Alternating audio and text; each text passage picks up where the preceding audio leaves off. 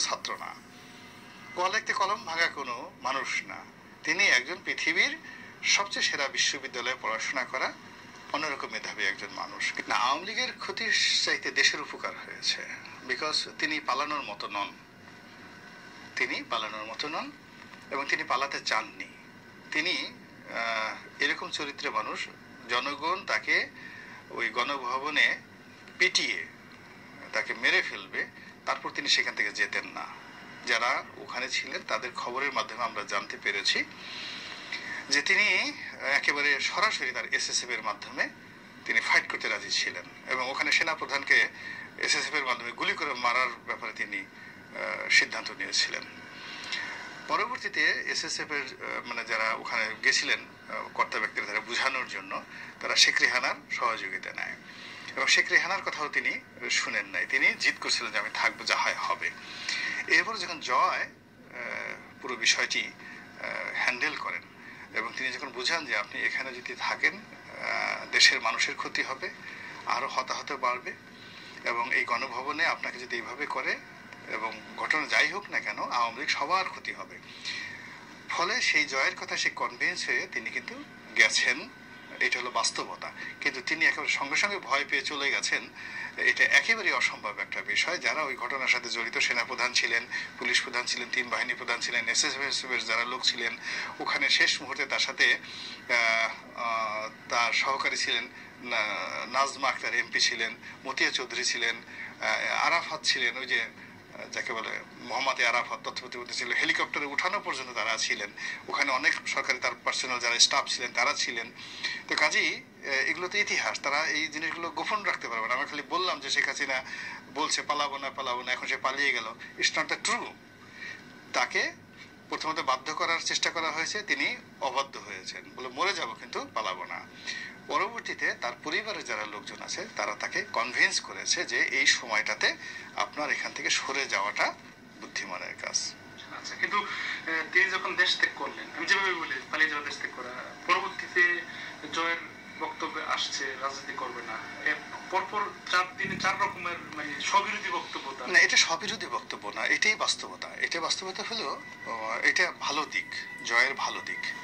প্রথম ভালো দিক, তিনি খুব অনেস্টলি যেটা বলেছেন যে আমি প্রথমে হতাশাগ্রস্ত ছিলাম, বিক্ষুব্ধ ছিলাম, সেন্টিমেন্টাল ছিলাম। তো বোকা মানুষরা করে কি একটা কথা বলে ওইটার উপরে স্থির থাকে, কিন্তু পরবর্তীতে অবস্থার দৃষ্টি তিনি সিদ্ধান্ত পরিবর্তন করেছেন। এই যে 4-5 বার কথাবার্তা বলেছেন, ইট মিনস যে সময়ের প্রয়োজনে, রাজনীতির প্রয়োজনে তিনি নেগোশিয়েট করতে রাজি, সিদ্ধান্ত পরিবর্তন করতে রাজি। এটা রাজনীতির জন্য খুবই উপকারী। এই জয়ের যে এরকম যদি পরিবর্তন যদি শেখ হাসিনার মধ্যেও থাকতো তাহলে আওয়ামী লীগের এই পতন হয় না। রাজনীতিতে আসলে স্থানকাল পাত্র ভেদে আপনার সিদ্ধান্ত পরিবর্তন করতে হয়। এই 4 দিনে যে 4 বার সে সিদ্ধান্ত পরিবর্তন করেছে, তাতে মনে হয় যে এই মানুষটি যদি রাজনীতিতে আসে যে কোনো পরিবেশ পরিস্থিতি অনুযায়ী তিনি সিদ্ধান্ত পরিবর্তন করেন। এর কারণে গত 4 দিনে তিনি 4 বার যে কথা বলেছেন, 4 বারই ভিন্ন পরিস্থিতি তৈরি হয়েছে। তিনি তার মা যখন চলে গেছেন ওই সময়টাতে তার ওর বাইরে আর কথা, ওই সময়টাতে তিনি যদি বলতেন যে আমি আবার রাজনীতিতে আসছি, সব মানুষ বলতো এটা পাগল, এটা বদ্ধ উন্মাদ। ফলে তিনি ওই সময়টাতে যে কথা বলেছেন, পরবর্তীতে যখন আবার নেতাকর্মীদের প্রতি অত্যাচার হয়েছে তিনি বলেছেন আমি রাজনীতিতে আসবো, আমার মা আসবেন, আমরা আবার ফিরে আসবো। তারপরে আবার বলেছেন যে তিনি বিএনপির সাহায্য চান, বিএনপির সাথে বসতে চান। তারপরে যারা এখন ক্ষমতা চালাচ্ছেন তাদেরকে তিনি স্থির থাকতে বলেছেন। তারপর তিনি আবার বলেছেন যে বেগম খালেদা জিয়ার প্রতি অন্যায় করা হয়েছে, আওয়ামী লীগ বিএনপি ধরনের কোনো দল নেই। এই যে 4 কথা, আপনি প্রতিটি কথার মধ্যে সংযোগ স্থাপন করেন, কার্যকরণ স্থাপন করেন, আপনি দেখবেন যে হি ইজ রাইট এবং দিস ইজ কল্ড পলিটিক্স। সামগ্রিক অর্থে তিনি কি আসলে একটা রাজনীতিবিদের পরিচয় দিয়েছেন বলে মনে করেন? না না, দিবেন না কেন। মূল ব্যাপারটা হলো যে পৃথিবীর সবচেয়ে সেরা বিশ্ববিদ্যালয়ের অধ্যয়ন করে তিনি একজন গ্রাজুয়েট, হার্ভার্ডে পড়া এত সোজা জিনিস না। ঢাকা বিশ্ববিদ্যালয়ের ভাইস চ্যান্সেলরও হার্ভার্ডে চান্স পাবেন কিনা হি ক্যানট টেল। তো সেখান থেকে তিনি লেখাপড়া করেছেন। তার আইকিউ লেভেল হলো অ্যাবভ 9 9 এর উপরে তার আইকিউ লেভেল।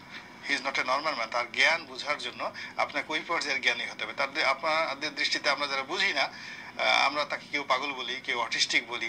এর কারণ হলো তার আচরণ এলোমেলো বলি। তো সে বাংলা ভাষা জানে না কেন? সে সারা জীবন থাকছে ইংল্যান্ডে। সে 75 15 আগস্টে তার বয়স কত? তার বয়স, সে পুরোটাই সময়টা ইন্ডিয়াতে পড়ছে। ফলে বাংলা তার শেখা হয়নি। সে বাংলাদেশে 2 বছরও থাকেনি।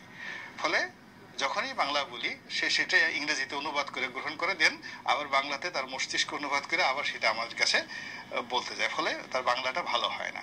কিন্তু বুঝতে হবে যে তার শরীরে যে জিন, জেনেটিক, তার যে ইঞ্জিনিয়ারিং, তার বডি কনস্ট্রাকশন, এটা কি? এটা বাংলাদেশের সেরা পরমাণু বিজ্ঞানী ডক্টর ওয়াজেদের রক্ত তার শরীরে। তো এই যে জেনেটিক ইঞ্জিনিয়ারিং এ তার বাবার আইকিউ অ্যাবভ 9, এবং তাকে সবাই পাগল বলতো। আপনি যত জ্ঞানী লোক দেখেন, এই যে সলিমুল্লাহ খান দেখেন, কাছে গিয়ে দেখেন আপনার কাছে মনে হবে পাগল। হুমায়ুন আজাদ মনে হবে পাগল। আপনি ডক্টর আহমেদ শরীফ ছিলেন, বাংলাদেশের যত বিখ্যাত লোক দেখেন যাদের ব্রেইনের লেভেল অ্যাবভ 9, তাদেরকে আপনার কাছে পাগল মনে হবে। তো এখন জয় তো সাধারণ 10 বার ফেল করা কোনো ছাত্র না, কলেজে কলম ভাঙা কোনো মানুষ না।